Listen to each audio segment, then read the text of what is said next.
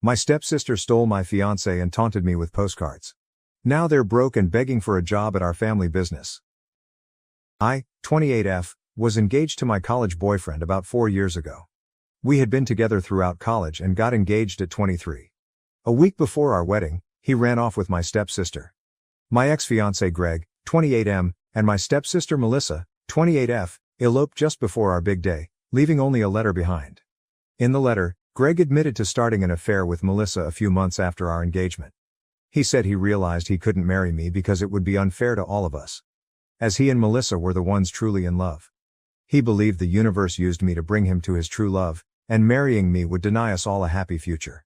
And that was it. They left, and I didn't see them again until recently. Greg's parents were so embarrassed by his actions that they covered all the wedding costs, so I didn't have to pay anything. That was the last time I interacted with his family. My own family was beyond embarrassed. They were furious. My father even considered hiring a private detective to track them down and bring them back for answers. Just to let you know, my father is actually my stepdad, but he has been my father ever since I was very young, and I have always called him dad because he is the only father I've ever known. My biological dad left shortly after I was born, and my mom never saw him again since he gave up his parental rights, and they were never married. My mom married my dad when I was 8. Melissa and I went to the same school, which is how our parents met. For some reason, Melissa took a dislike to me and treated me terribly for years. She was a true bully, constantly picking on me at school with her friends. The torment didn't stop at home. She would find ways to make me feel bad there too. Despite my complaints, our parents' attempts to discipline her weren't effective and she wasn't afraid of them, so she continued her bullying. My school years were a nightmare because of her and her friends. Much like my dad was absent, Melissa's mom wasn't around either, as she had passed away a few years after Melissa was born. Her mother died in the middle of the night from an epileptic episode, so whenever my mom tried to discipline her, Melissa would retort that she had no right because she wasn't her real mom. My father attempted to stop her bullying, but it was futile as she was fearless. They tried everything from scolding to gentle talks, but nothing curbed her behavior. Occasionally, they threatened to send her away, but she would boldly challenge them, knowing they were empty threats. In middle school, she was already troublesome, but by high school, her behavior worsened significantly. She picked up bad habits, becoming almost a juvenile delinquent. She started smoking and sneaking out to drink with her equally problematic friends. The turning point came when she was arrested with her friends one night for breaking into a house while drunk. This incident finally pushed our parents to take action. After weeks of pleading and protesting, they managed to send her to a rehabilitation center for troubled teens. Though she was unhappy, my father was adamant, insisting that if she wanted to stay with us and be part of the family, she had to improve. He couldn't allow her behavior to continue and disrupt everyone else as she was becoming a menace to society. Melissa left during our sophomore year and didn't return until after we had graduated. She enrolled in a school near the rehab center and stayed with her aunt. I didn't see her during those years because I had no interest in how my biggest bully was doing. My parents visited her every weekend and always asked if I wanted to join, but I always said no. Her friends ignored me after she left, which greatly improved my high school experience as I no longer had anyone constantly bullying me. Melissa continued her education in rehab and, when she returned, the first thing she did was apologize for everything she had put me through. She seemed much calmer, and I thought she had genuinely changed, so I forgave her. We were both heading off to college in a few months anyway, so it didn't seem to matter much. Once college started, we both moved out and only came back home for the holidays. During those times, she was much nicer to me, not in the sense of being friendly, but she simply ignored me instead of constantly picking on me as she used to. I had no reason to suspect anything even after getting engaged. They both acted as if nothing was happening. I never thought Greg might have feelings for Melissa. It never crossed my mind because Greg convincingly acted like he was in love with me, all while cheating on me with Melissa.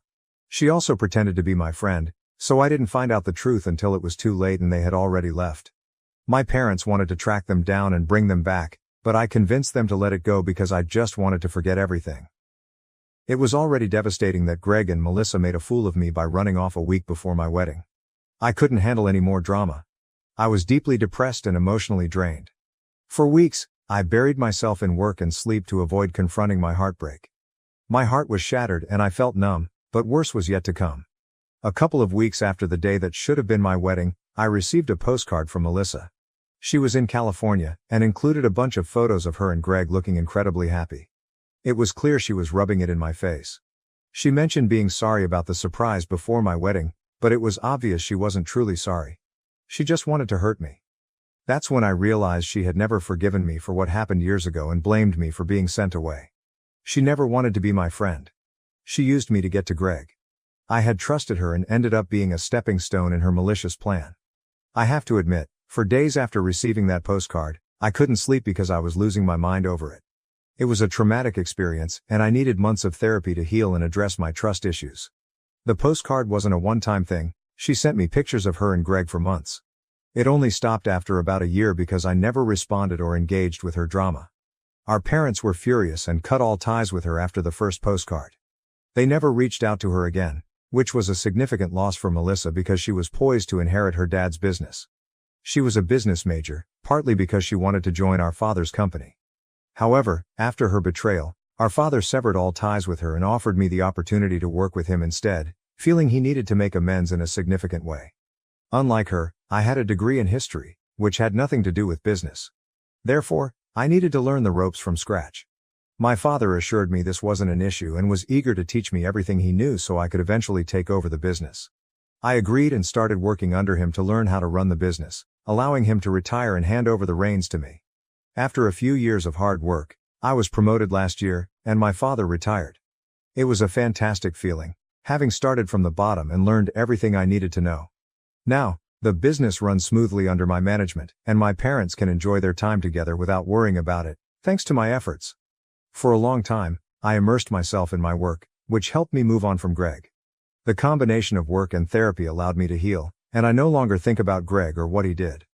I never expected to hear from them again, let alone have them ask for my help. It would take a lot of nerve and a serious lack of common sense to ask for my help after betraying me, humiliating me and flaunting it.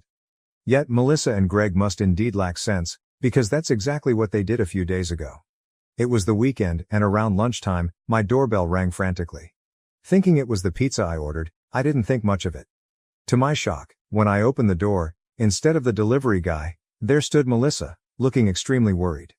Speechless, I waited for her to speak. It was clear she was there to ask for help. She looked destitute and her appearance betrayed her situation. Melissa, always impeccably dressed, now wore old faded clothes that looked long out of date. Her jeans were too short, and she appeared malnourished. I had already decided that whatever she asked, my answer would be no. She explained that she and Greg had been struggling ever since he lost his job a few months ago. Instead of job hunting, he had taken to drinking.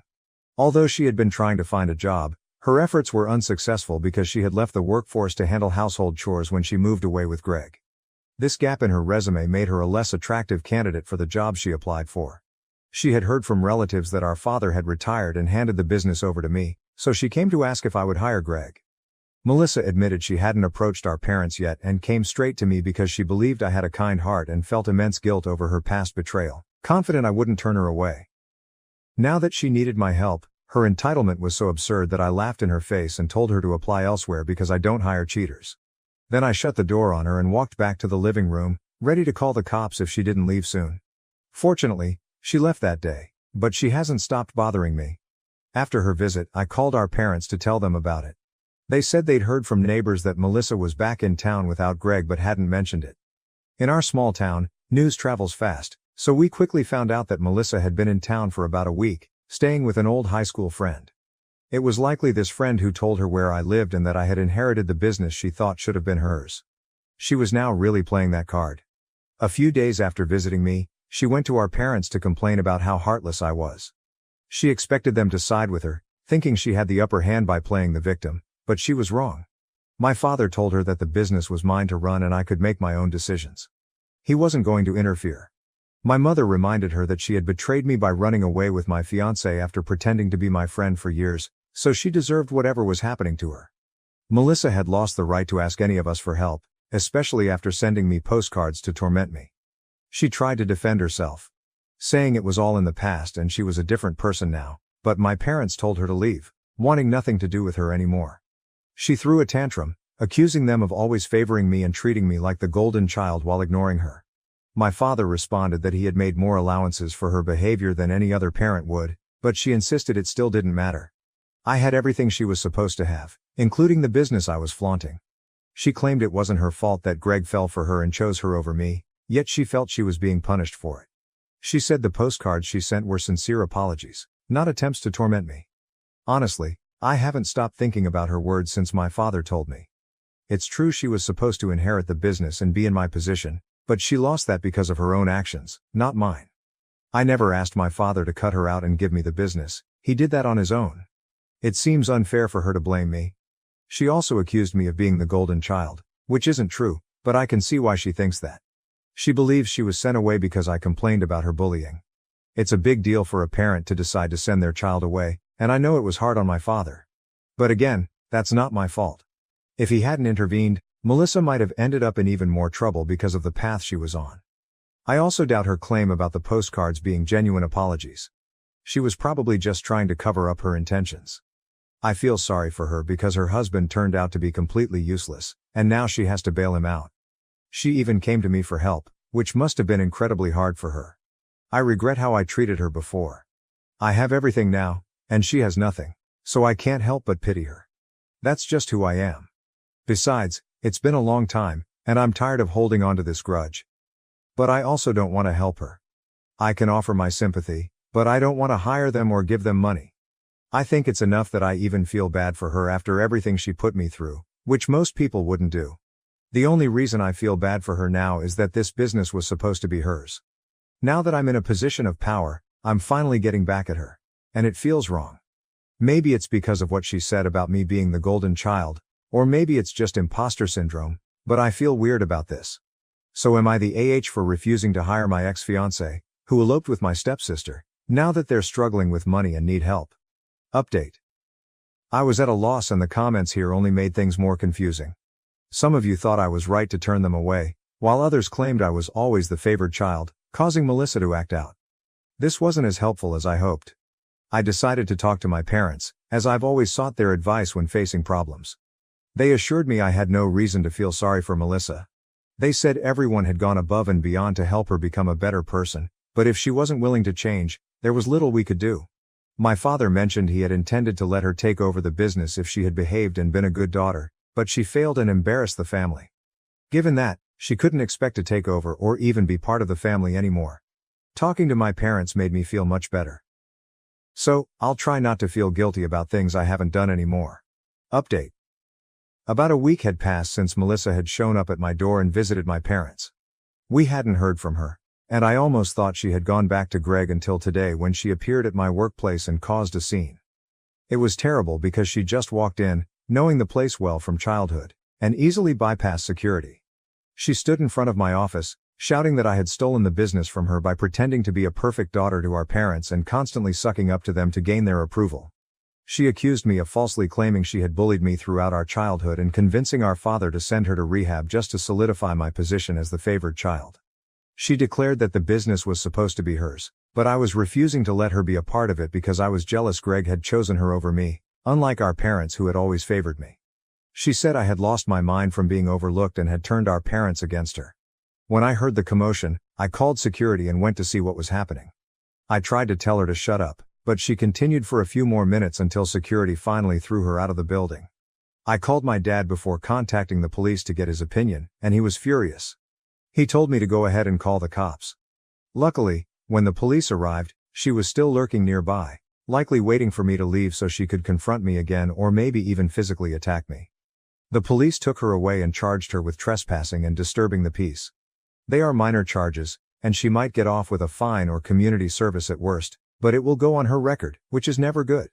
I informed my dad about the charges and arrest, expecting him to be upset, but he just seemed exasperated and said he was tired of dealing with her craziness. I feel bad for him because it must be hard having a daughter like Melissa and being blamed for everything that goes wrong in her life, even though it's usually her own fault. Honestly, we have all been really patient. Update. So I think Melissa has gone back to California because we haven't heard from her in a few days, which is unusual since we expected her to lash out after her arrest. My dad asked around and found out that some people saw her heading towards the airport recently, so it seems she's left. Honestly, it's a huge relief that she's gone because I was really worried she might do something drastic to get our attention, which is never good. I have no idea what she plans to do about the situation with Greg now, as it seems unlikely she'll get help from anyone after this. I just hope she finds something to do and gets out of this mess, not out of kindness or compassion, But because if she doesn't, she'll just come back here with Greg and bother us again, and I don't want that. So I genuinely hope and pray that either she or Greg finds a job and can support themselves. For now at least, I won't have to hear from her for a couple of weeks, and I believe this nightmare is finally over. Thank you for watching. If you haven't subscribed yet, please do so and hit the notification bell to stay updated with more shocking real-life stories happening around you.